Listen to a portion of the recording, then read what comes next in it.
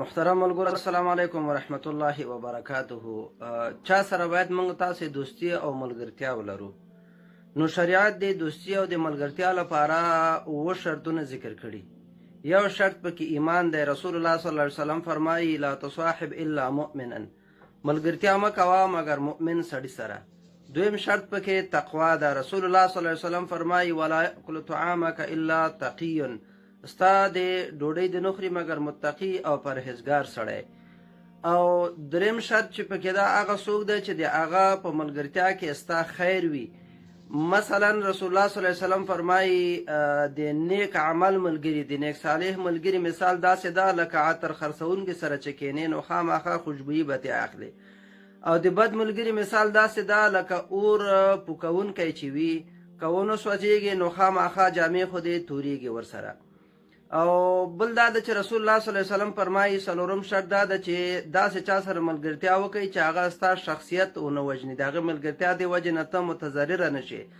ځکه رسول الله صلی الله علیه وسلم فرمایي ایاک وقرین السوء، ځان وساتئ د بد ملګري څخه فانک به تعرف، ځکه ته د ملګرو د ادرس څخه پیژندل کېږي. خلک چې ستا تعارف کوي نو خلک وایي چې دا د فلانکي ملګری ده. نو که چېرته هغه ملګری د ښه سړی نو خلق په تا باندې ښه ګمان کوي او ښه دې پیژني، او که هغه ملګری د بد نو خلق په تا باندې بد ګمان کوي او بد دې پیژني. او پنځم دا ده چې دا دوستي او ملګرتیا د کوم مطلب لپاره نه وي بلکې د الله رضا لپاره وي. رسول الله صلی الله علیه وسلم فرمایي من احب لله وابغض لله، وی چا چې د الله رضا لپاره محبت وکړو، چا چې د الله رضا لپاره بغض او کینه وکړو. واعطى لله ومنع لله، ورکړی د الله رضا لپاره او نه ورکړی د الله رضا لپاره، فقد استکمل الایمان، د دې ایمان مکمل شو. او شپږم دا ده چې منافق نه وي او دوه مخه نه وي چې تا سره مخامخ دوستي کوي او پس شا بیا در سره دشمني کوي. رسول الله صلی الله علیه وسلم فرمایي یکون فی آخر الزمان اقوام اخوان العلانیة واعداء السریرة، اخره زمانه کې به داسې قومونه پیدا شي چې مخامخ به در سره ورور وي، ورورګري به در سره کوي او پس شا به ستا دشمني وي په پټه باندې.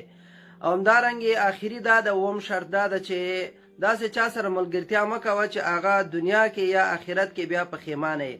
الله تبارک وتعالی فرمایي چې هغه کسانان چې خرابو خلکو سره ملګرتیا کوي د قیامت په ورځ بیا وایي یا ویلتا لیتنی لم اتخذ فلانا خلیلا، ای افسوس ارمان د کش کې فلانی سړی سره ما دوستي او ملګرتیا نه وای کړی. د توجه څخه مو نړۍ مننه.